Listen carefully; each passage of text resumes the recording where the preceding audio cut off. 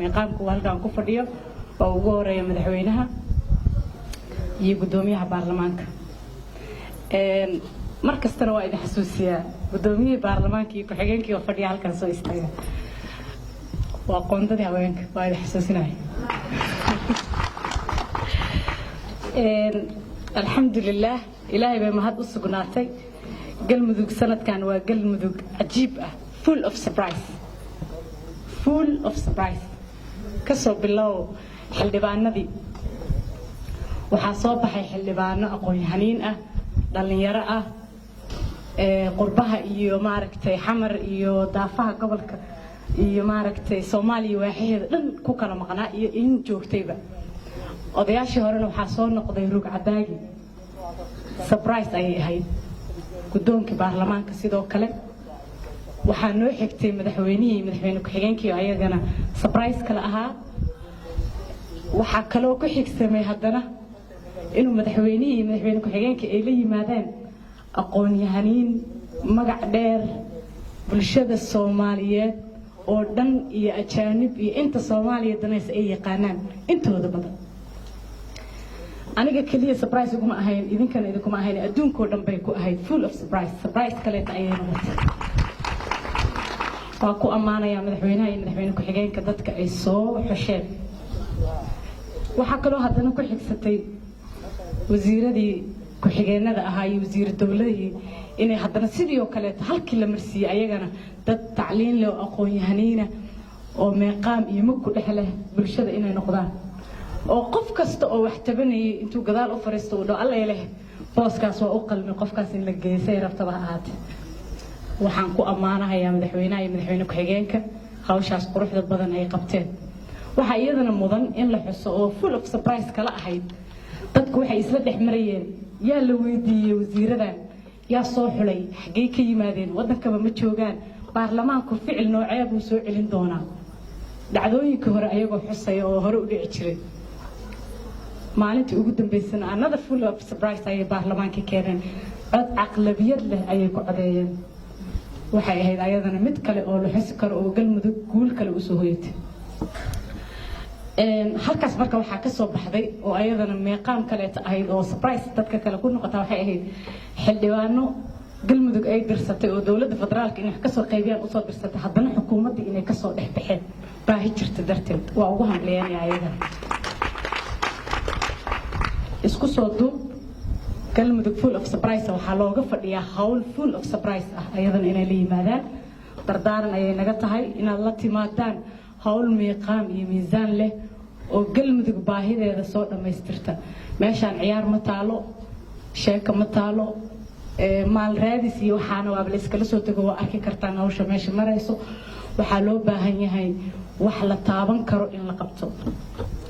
waxaan soo dhaweynayaa baarlamaanka kal fadhiyadeeda xildhibaanadii naga maqnaa oo dib noogu soo laabtay waxaan leeyahay soo dhawaada ku soo dhawaada baarlamaankiina gudoonkii aad doorateen madaxweynihiina iyo madaxweyne ku-xigeenkii iyo golihii xukuumadda oo idinka ansixiseen ku soo dhawaada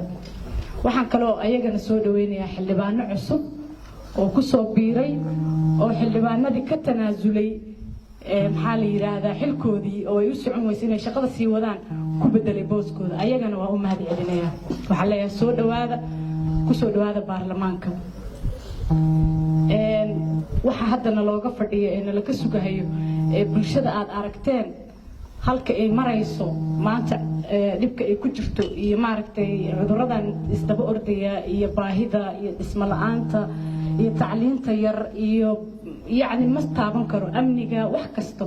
أدركيسان هنك الليدين هيو إنه إذا كسر موقدان ربنا هدي إلهي يراهدو الله الصوب بحدان حكومة عصب ما دام ومدحوينه إذين إيبتي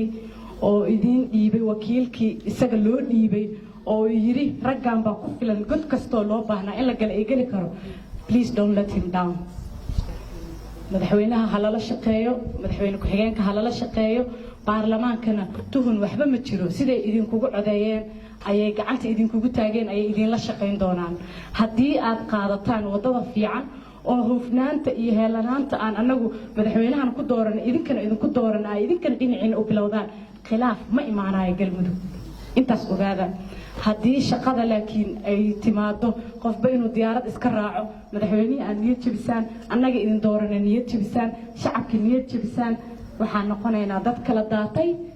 iyo shaqo xumi halkaasi ka soo baxaysaa